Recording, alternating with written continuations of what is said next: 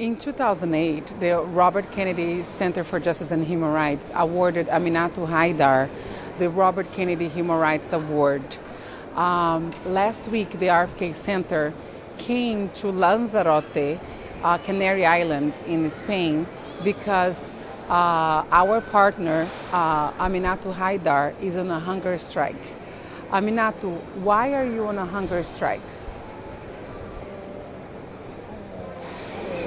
In the 13th of November, I had arrived in El Aaiún, the capital of occupied Western Sahara, after visiting the United States to receive the Train Foundation Civil Courage Prize. El Aaiún is the capital of Western Sahara occupied by Morocco. When I arrived there, the Moroccan authorities detained me for 24 hours in a provoking questioning. They have confiscated my documents, confiscated my passport, and they had expelled me forcibly towards the Canary Islands, specifically to Lanzarote. Even though I had told and protested the pilot that I did not want to leave, I did not want to go to Spain, and I did not have my passport. In Spain, I protested again and did not want to come out of the airplane, and the Spanish police convinced me out of the airplane, saying I could return back to El Aaiún in the afternoon. When I tried to return, they did not allow me to return, contrary to what they have told me in the morning. They said that in the presence of my lawyer, Inés Miranda Navarro, that I could not return because I was illegally without a passport. So it was when I decided that I was going to start a hunger strike, calling the Spanish government to let me leave the country and return to El Aaiún. Because of the indifference of the Spanish government, I decided to start straight against the complicity of the Spanish government to the Moroccan regime. What are you asking the Spanish government to do? My only reivindication is to let me return to my homeland, Western Sahara, where my children and my mother live.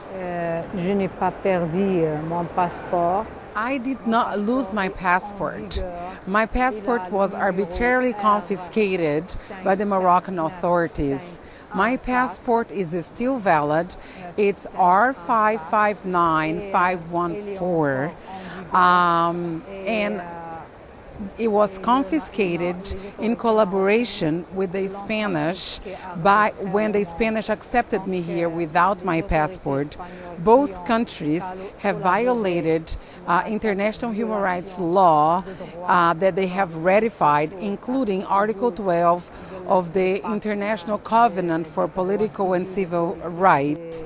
I urge the Spanish government to find a solution together with the Moroccan government to save my life, so this doesn't become a dramatic situation for my family, for the Solidarity Committee who is here, and for the Sahrawi cause. Aminatou, the Spanish government had offered you the Spanish nationality, a Spanish passport, so you could return home. Why you think that is not the solution? Le gouvernement espagnol m'a offert declined the Spanish passport because that would not allow me to go back to my homeland. The Spanish passport is more than an offer. It's a right because in my case, in the case of all Sahrawis that were colonies of Spain, In my case, my mother herself has a Spanish passport, and I have the right to have a Spanish passport if I wanted to. However, this Spanish passport would actually serve to not allow me to return to my homeland. Morocco has expelled several delegations from Spain, activists, human rights monitors, lawyers. Latest delegation from Aragon last week, and the Spanish government has never done anything in those regards. To this offer of Spanish nationality, I believe is another agreement between Spain and Morocco, because Spain does not want to bother the Moroccan government. They just want to collaborate with me, and they, instead of pressuring the Moroccan government, they have been trying to pressure me. Et moi, comme Sahraoui, que je vis as a Sahrawi living under Moroccan occupation, Morocco has the obligation to give the citizens under its occupation identity documents. The Fourth Geneva Convention established that the occupying force is obliged to guarantee civil political rights, including passport and identity documents, to those under its occupation. That doesn't mean that the Sahrawi people are Moroccans. It means that we have the right to a Moroccan passport because we are under occupation. That right has to be exercised until the Sahrawi people can exercise its right to self-determination, which is recognized by the United Nations. Aminatou, do you have any request to the United Nations, to the United States and its citizens? Je lance à la société civile américaine. I call the United States civil society, the Department of State, the United States Congress and Senate to protect the civilian population in occupied Western Sahara.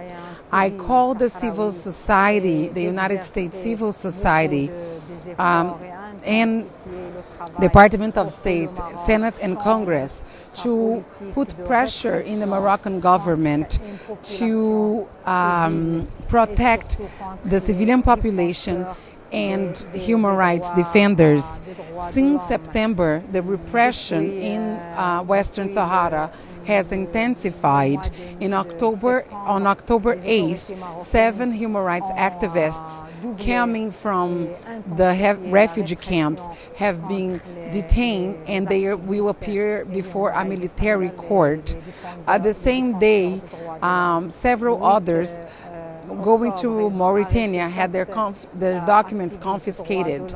Nowadays, we have around 50 political prisoners, amongst them human rights defenders, in jail for asking the fulfillment of the self-determination of Western Sahara. I call you all to help respect the freedom, the atmosphere of freedom and human rights, and the respect of human rights in Western Sahara, and pressure the Moroccan government so we can live in peace and free from harassment and able to enjoy the United Nations recognized right to self-determination and choose the fate of the last colony in Africa. Thank you.